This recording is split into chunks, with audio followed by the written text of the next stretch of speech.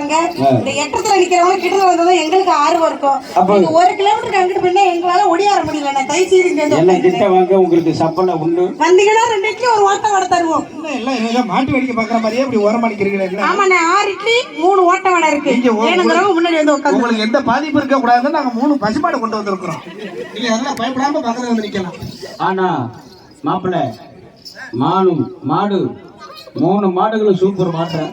Super மாடா? ஆமா super மாடா? இல்ல நல்ல மாடுடா. 3 மாடு. எப்படி சொல்றேன்? தால் மாட்டை இழுத்து கட்ட வக்கேலி போட தண்ணி காட்ட.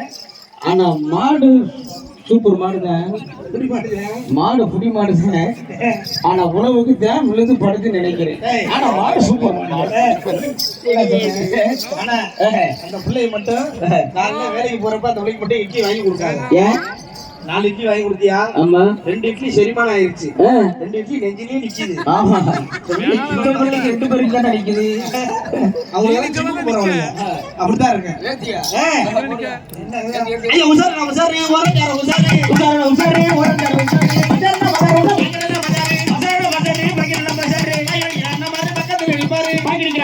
பக்கத்துல இருப்பாரு.